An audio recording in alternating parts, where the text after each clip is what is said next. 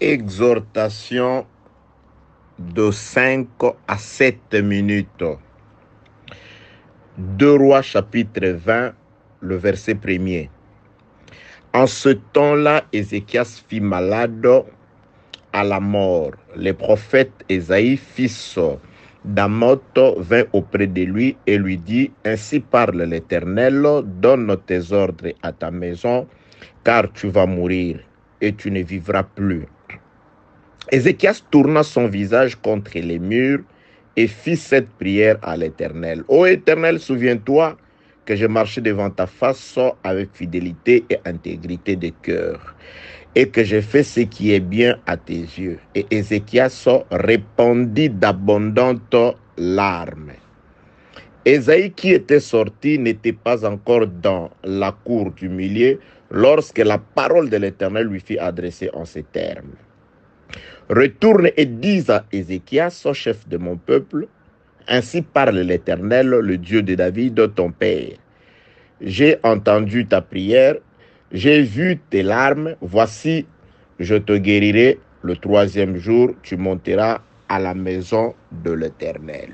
Que la paix, la grâce et la miséricorde de Dieu soient avec vous, bien-aimés dans les Seigneurs.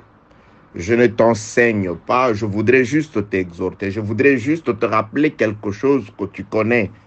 Mais il t'arrive, il nous arrive, il m'arrive d'oublier ça.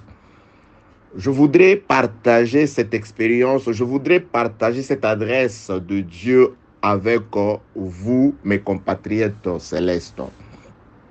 Ce matin, lorsque j'étais en train de prier, j'avais un problème qui me tarautait le cœur, un problème pour lequel je souffrais. Alors, pendant que j'étais en train de prier, c'est alors que je sentis une voix, ou j'ai entendu une voix intérieure me rappeler que ce sont les orphelins qui n'ont personne auprès de qui se plaindre. Ce sont les orphelins qui vont pleurer n'importe où, chez n'importe qui, à la rue, ou qui n'ont personne auprès de qui se plaindre, ou qui vont visiter les ordures, qui vont visiter, je ne sais pas, faire la mendicité parce que c'est des orphelins. Ils n'ont personne auprès de qui faire confiance. Là, c'est Dieu qui me rappelait ce que je suis en train de vous dire ce matin quand j'étais en train de prier. C'est alors que dans ma prière, il me vint à cœur ce passage des 2 Rois que nous venons de lire. Un enfant de Dieu qui savait qu'il n'était pas orphelin, qu'il avait toujours quelqu'un auprès de qui se plaindre, peu importe la situation. Lui, le décret de sa mort a été défini par Dieu. Pendant qu'il était malade, Dieu a envoyé son messager, Ésaïe, lui dire que prépare-toi, fais tout ce qu'il faut car tu mourras, tu ne te relèveras pas de cette maladie. C'était venu de Dieu. Dieu avait pris la décision de mettre fin à sa vie. La mort d'Ézéchias était certaine. Et qu'est-ce que cet homme d'Ézéchias a fait?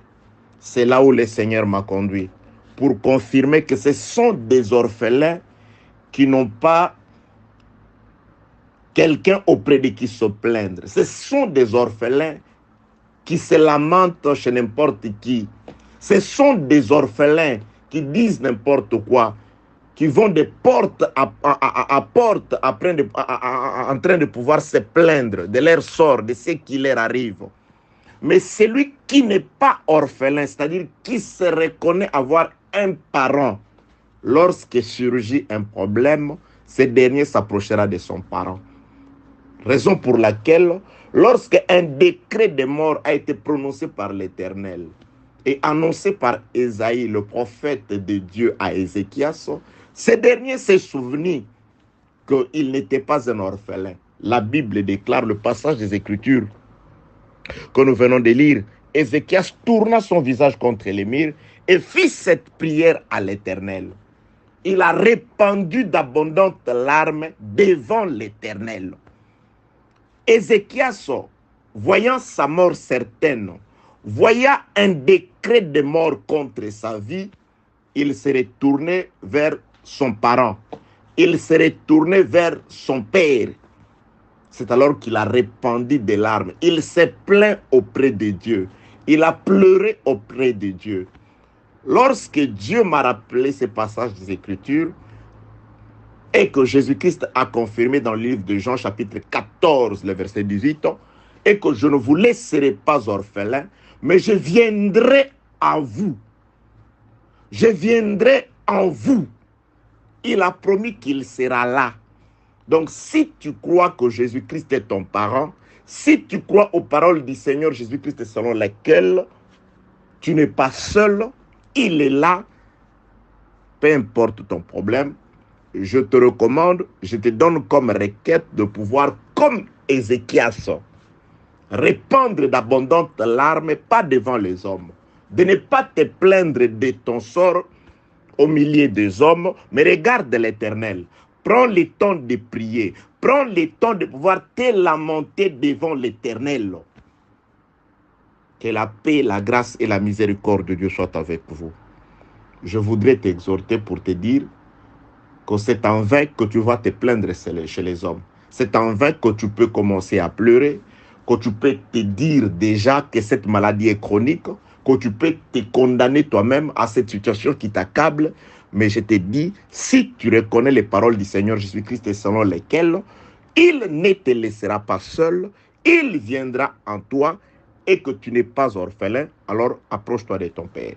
Si Ézéchias a demandé à Dieu de se souvenir de lui, de ce que lui avait fait pour Dieu, mais moi je te dis aujourd'hui, dis à Dieu de se souvenir, pas de ce que toi tu as fait pour lui, mais de ce que son fils a fait pour lui en ta faveur. Car il a souffert cette mort pour toi. Il a souffert cette ignominie pour toi. Il s'est appauvri pour t'enrichir. Il a été blessé pour te guérir à travers ses meurtrissures. Il a accepté l'opprobre pour racheter de l'opprobre, pour te racheter de la condamnation. Il a accepté de répandre son sang afin que ce sang puisse constituer une rançon à travers laquelle il te rachète et qu'il fait de toi un homme libre.